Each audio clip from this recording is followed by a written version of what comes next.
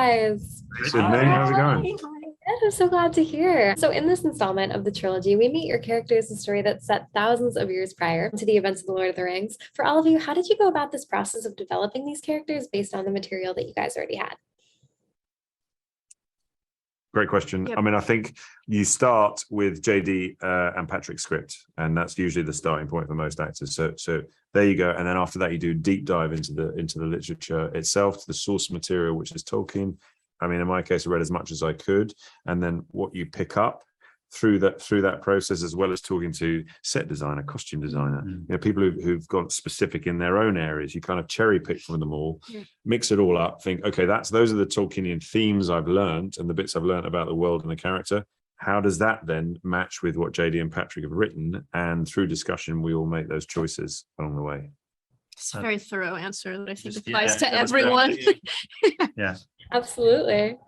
What do you guys think that original Lord of the Rings fans and anyone who's a fan of this trilogy in general can look forward to regarding this new series? I think seeing Numenor for the first time is really exciting. You know, people have known about it, probably imagined it in their heads, but have not had a visual to go along with it. And definitely the themes that are, that what you get in the Lord of the Rings, we get to discover thousands of years before that, where people and realms are at the peak of their powers: dwarves, elves, men, Numenorians. This is sort of a golden age of Middle Earth that's starting to potentially tip, so that it explains a lot of what happens in the Lord of the Rings. So that's the excitement for me. Everything about this project, the plot, the costumes, the setting, the storyline, I think that it's very unique and it differs a lot from a lot of projects. Did you find any challenges in playing these characters, and what were they? I guess every character goes through so much. So we had to learn skills in order to protect ourselves as actors. I learned how to horse ride in New Zealand, which was amazing. And, a lot of my scenes were on a horse. So that was really freeing to be able to do those scenes myself instead of have a stunt double. I felt incredibly supported in this process. Like Lloyd said, you could become daunted by just the amount of work Tolkien gave us, but you could always go to the lore master or speak to the dialect team or the movement team. Like, there were all of these people who were helping rein in the parameters for each of our characters and each of our worlds. So you kind of had something playable, workable, rather than be drowned by the sheer amount of stuff to wade through.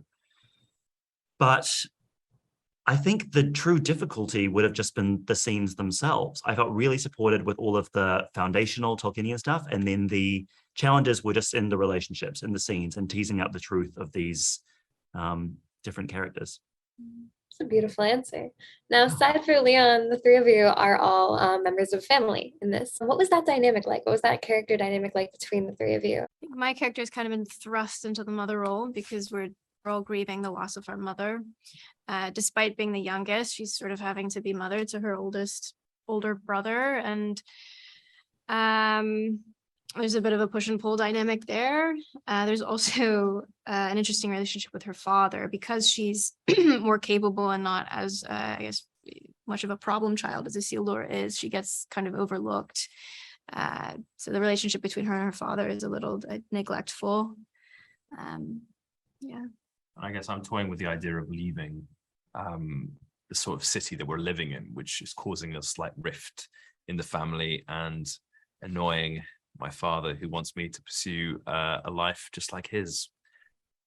Yeah, and I think, annoying would be the son's interpretation of the reaction, but I think it's more like he's got this responsibility to try and marshal these kids through this terrible loss of their mother, while he's suffering the loss of his wife and not knowing how to handle that. And also, it's a difficult time politically in Numenor. There's a real polarization in society, and that polarization is beginning to happen within the family. So there's a really difficult choices for everyone involved in this family, and I think that's what JD and Patrick have set up beautifully for our story.